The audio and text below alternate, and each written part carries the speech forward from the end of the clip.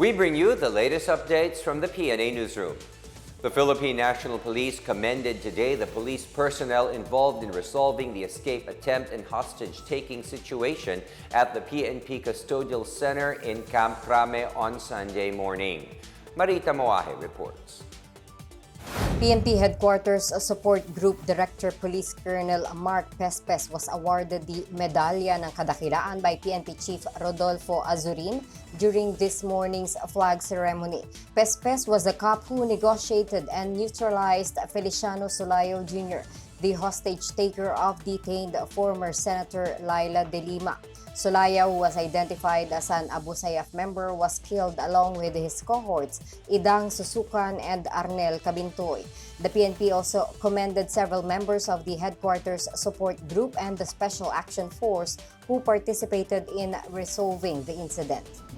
Meanwhile, the Department of Interior and Local Government lauded the PNP for its swift action against the 3 persons under police custody involved in the escape try and hostage-taking.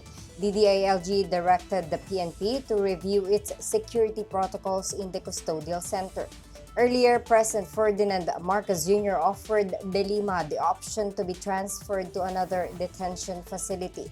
DILG Secretary Benhur Abalos Jr., who relayed the President's message, said De Lima chose to remain at the PNP Custodial Center. Police Corporal Roger Agustin, who was stabbed by the hostage-takers, has been transferred from the PNP hospital to another facility. For the PNA Newsroom, I am Marita Moahe. A 6.5 million pesos reward await informants that will lead the arrest of the killers of veteran broadcaster Percival Mabasa, commonly known as Percy Lapid. Speaker Martin Romualdez has announced a 5 million peso reward from the House of Representatives on top of the 1.5 million pesos raised last week. The bounty will come from the personal contributions of House members who were shocked by the killing.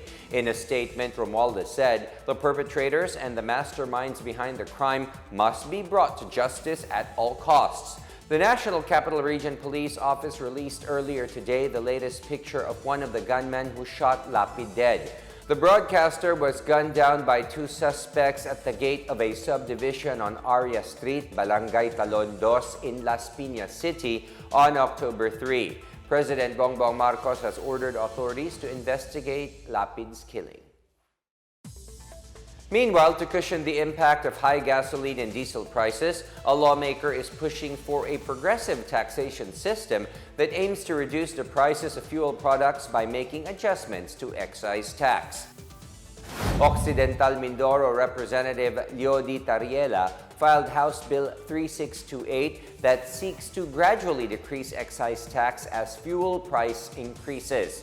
Under the said bill, if the price of unleaded premium gasoline is at 50 pesos, its excise tax shall be 10 pesos.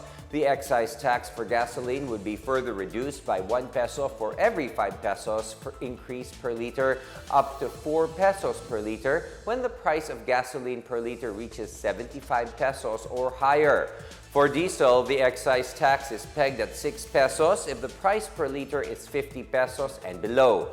The tax will decrease by 50 centavo increments until it is only at 3 pesos if the price per liter of diesel increased to 75 pesos or higher. If enacted into law, Tariela said this measure will decrease the prices of fuel products by 6 pesos per liter in gasoline and 3 pesos per liter in diesel. He said House Bill 3628 will not totally get rid of the excise taxes on petroleum, but it is a compromise measure as the government also needs to continuously raise revenues for projects under the train law. State Weather Bureau PAGASA is monitoring 2 low-pressure areas threatening to bring heavy rains into the country. PAGASA said this morning that the low-pressure area inside the Philippine Area of Responsibility or PAR may develop into a tropical depression within 48 hours. The LPA was last seen 450 kilometers east of Tuguegarao City.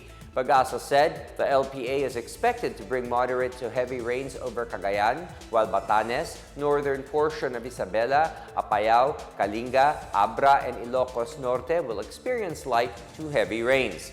Another LPA was spotted east of Eastern Visayas outside the country's area of responsibility. The LPA has no direct effect yet on the country. And those are the latest and the biggest stories from the PNA Newsroom. For more news content, visit our webpage or head onto the Philippine News Agency's Facebook and Twitter accounts. We are also shown on the social media pages of the Office of the Press Secretary and Radio Pilipinas RP1. Stay tuned for more news updates. I am William Theo. We tell stories that inspire change.